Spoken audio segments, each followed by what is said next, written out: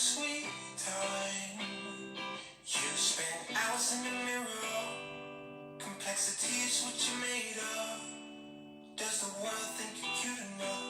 Well, you mean the world to me, love. I know I need you in my life, so I wait by the bench of time. Cause God is my love, and I understand the world needs her. Oh, God, He's on the way. She just taking Good morning, everyone. Good morning. Happy Mother's Day. You're listening to God is on Her Way by Sir the Baptist.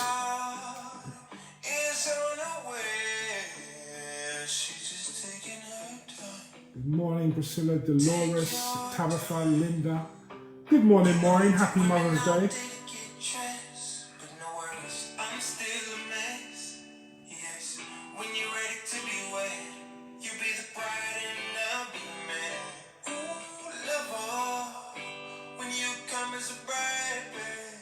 Good morning. Good morning, good morning.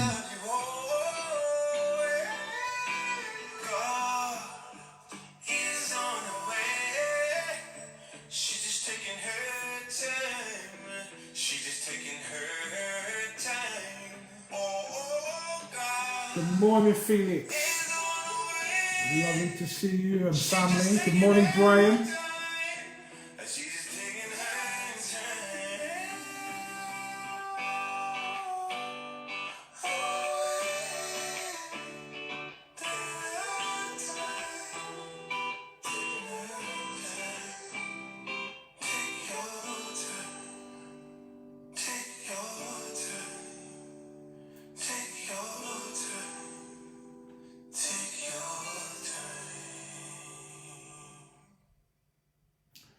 Good morning, everyone, and welcome to the Regeneration Project's service. Thank you so much, Phil and Lisa, for leading us in such a reflective and relevant worship experience this morning, including the reflection and prayer.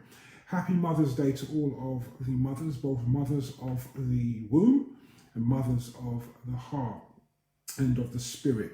I want to thank God so much for my own mother, Mother Rita Bailey, who gave birth to 8 of us between the ages of 19 and 30 years old. A decade of childbearing and the rest of her life child rearing. And at Mum's last birthday in August, she sat us all down and told us the amazing swashbuckling story of her life. And what a story it was. It involved kidnappings, abductions, diving out of cars, as well as the perils that we prayed about early on in terms of abandonment, abuse, and survival. So I'm so grateful for my mother, and I'm so grateful for my father, who taught me how to be good to women and girls, and for everyone who has lost a mother, for everyone who's celebrating a heavenly Mother's Day. Our hearts, our thoughts, our compassion, our love goes out to you. And so I wish you love and grace. So we are continuing in our series, journeying through the Psalms, and this week marks a transition in our series of messages. So those of you who have a Bible or a device, if you'd like, you could turn with me to Psalm 22. I'm reading verses 1 and 2 from the New Revised Standard Version. The psalmist writes, my God, why have you forsaken me? Why are you so far from helping me? From the words of my groaning, oh my God, I cry by day, but you do not answer, and by night, but find no rest. My God, why have you forsaken me? Why are you so far from helping me? From the words of my groaning, oh my God, I cry by day, but you do not answer, and by night, but find no rest. My God, why? That's what I'd like to talk about this afternoon. No, it's still morning actually, this morning. So, as I've indicated, we are leaving the summer of warmth of Psalms. of orientation, and we now enter into the dark clouds and stormy days of cold nights of the winter, which characterizes Psalms of disorientation. For the last 4 weeks, we've been exploring Psalms of orientation, which rejoice in a well-ordered world where all things are as they should be. The Torah of Yahweh works. Good people experience God's blessings, and bad people suffer the consequences of their actions and duly experience the wrath of God. We are leaving now the safety of orientation, which celebrate the predictability of a God-ordered world, and we enter into the heart-rending chaos of disorientation, where it is all dark, God is absent, we are filled with pain and anger. We enter this world not willingly, but because, as Walter Brueggemann observes, I quote, human life consists in anguished seasons of hurt, alienation, suffering, and death. These evoke rage, resentment, self-pity, and hatred. Matching this, we will consider the Psalms of disorientation, poems and speech forms that match the season in its ragged, painful disarray. This speech, the complaint song, has a recognizable shape that permits the extravagance of hyperbole and the abrasiveness needed for the experience. Psalms of disorientation force us to face life's frustrations and disappointments and devastations. Brueggemann writes again, Psalms of negativity, the complaint of various kinds, the cries for vengeance and profound penitence are foundational to a life of faith in this particular God. Much of Christian piety and spirituality is romantic and unreal in its positiveness. I don't know about you, but I've experienced a saccharine-like sweet Christianity that asserts, I am too blessed to be stressed. A false faith that affirms that God will protect us from all of the storms and trials and adversities and disappointments of life. There's a pseudo-spirituality that insists that when we walk in the light, we only see light. But the Psalms of disorientation slap us back to conscious awareness of the fact that all is not well. Things are not as they should be, and that for that we are most angry.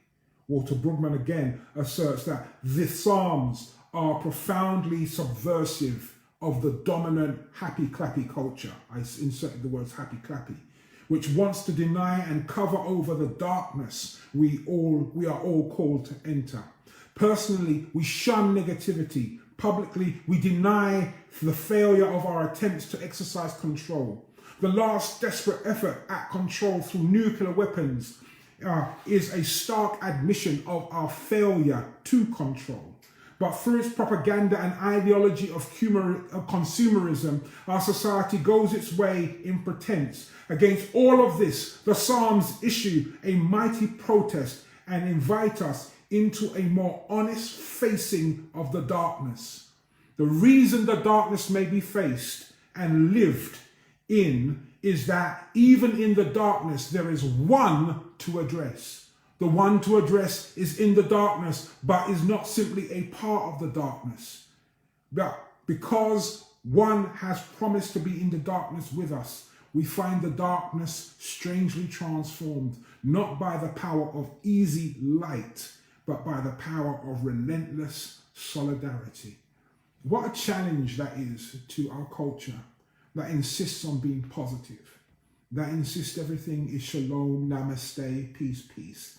When actually sometimes we are a chaotic mess, that insists on putting a smile on everything when deep down we are weeping and bleeding inside. Psalm 22, the cry of dereliction, flies in the face of those who insist that all things are bright and beautiful. The psalmist cries out, my God, why have you forsaken me? Why are you so far from helping me? From the words of my groaning. Oh my God, I cry by day, but you do not answer, and by night, but find no rest. The psalmist does not hold back. The psalmist does not spare Yahweh's feelings. There is no attempt to justify or explain Yahweh's absence. Psalms 22 verses 1 and 2 is not a question, it's an accusation. It's a charge, a formal charge in a covenant suit. The psalmist is not just expressing his feelings, he is stating a reality, and he is questioning his theology in the light of that reality. He's holding God to account for God's silence and God's abandonment. My God, why have you forsaken me? Why are you so far from helping me? From the words of my groaning. Oh my God, I cry by day, but you do not answer, and by night, but find no rest. He has been forsaken and abandoned by God, and he wants to know why. These verses make uncomfortable reading for most of us. The idea that God has failed us and let us down is theologically unbearable. Most of the times I've heard people reflecting on this psalm and on these verses, I found them unable to sit for any length of time with the discomfort of being at the thought of being forsaken and abandoned by God. These verses are so difficult because it is hard to have faith in a God who forsakes you, who is, in the challenging question of the psalmist, so far from helping you, so far from hearing the words of your groaning. I submit to you this morning that it is actually easy to believe in a God who is always on time. It's easy to believe in a God who shows up and shows out in mighty miracles and dramatic deliverances. It's easy to believe in a God who is there whenever you call. Psalm 22 verses 1 and 2 do not describe easy faith. The anguished cry of dereliction does not reflect sensible or even rational faith. Actor and author Stephen Fry was once asked in an interview with RTE1 what he would say to God. Mr. Fry responded by saying, and I quote, I would say, bone cancer in children, what's that about? How dare you? How dare you create a world in which there is such misery that is not our fault? It's not right. It is utterly, utterly evil. Why would I respect a capricious, mean-spirited, stupid God who creates a world which is so full of injustice and pain? I invite you to have a look at the interview on YouTube. There's something incredibly uncomfortable and disorientating about Mr. Fry's searching accusations of the divine. In fact, the interviewer visibly flinches at Mr. Fry's response. Yet there is something that rings painfully true in what Mr. Fry says. Psalm 22 and verses 1 and 2 remind us that there is no avoiding or escaping the darkness of divine dereliction. Yet unlike Mr. Fry, the psalmist remains audacious in his faith. The psalmist does not give up. He begins his accusation with the phrase, my God, my God. It is as if the psalmist is saying, you have abandoned me, but I will not abandon you. Psalm 22 and other psalms of disorientation remind us that there are times when we will have to go it alone. There will be no words of revelation, no acts of power confirming the presence or the goodness of God. Your experience will directly contradict your theology, and your concept of God heretofore will not make sense. Psalm 22 verses 1 and 2 describes what I understand to be a robust faith. A robust faith. The faith of Psalms 22 verses 1 and 2 is not a brittle, inflexible faith that is so rigid that it topples over in the hurricanes of adversity and disappointment. It is a rounded, grounded faith that resists in the face of oppression, persists in the face of despair, and insists that God is real even when God is absent and silent. Psalm 22 verses 1 and 2 is not the faith of an immature or adolescent believer. And I'm not talking about age, I'm talking about stage. It is the faith of a seasoned, mature believer who recognizes that faith will need to survive the hopelessness and that many waters cannot drown love. More critically, Psalm 22 verses 1 and 2 reminds us the act of creating a just and fair world where the wicked cease from troubling and the weary can be at rest is not finished. The psalm reminds us that the responsibility for the creation of such a world is not all on God. It is a painful and powerful reminder that we are going to have to act ourselves to create justice, equality, righteousness, peace, joy, and wholeness and health in the earth. God's absence and God's silence creates a necessary space into which we must step, a silence into which we must speak and join with God as active agents and co-creators of justice, righteousness, peace, and joy. Whilst we may feel abandoned by God in the face of bone cancer in children, evil and injustice in the world, we cannot just sit back and passively accept these realities.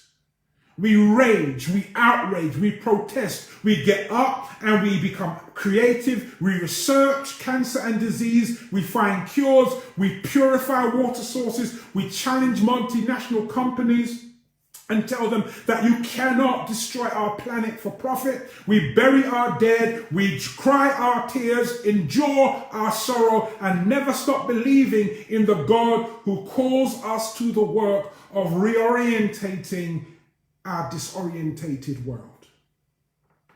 Psalm 22 and the other Psalms of disorientation give us a mandate for mission. My God, why have you forsaken me? In the silence and the absence of God, we still have a mandate for mission and a reason for redemption. They are an alarm call to action that says, this world is a mess. What are you going to do about it? We are looking up to God and crying out to God, and God is folding God's arms and looking at us, and God is saying, what difference are you going to make? How are you going to be the change you want to see in the world? They signal to us that in the absence and in the silence of God, our world still needs mending, healing, and saving. So I ask you this morning, what are you going to do with your God-forsaken self in this God-forsaken world? I challenge you to resist, to persist in faith, to audaciously insist on trusting in the power of a silent and absent God who will give you the grace of a resurrection, who will raise those things that are dead. It's a mandate for ministry, a mandate for mission. And in the absence of God and in the silence of God, there is a call for each one of us to become present and for each one of us to become vocal. God bless you as you continue to reflect on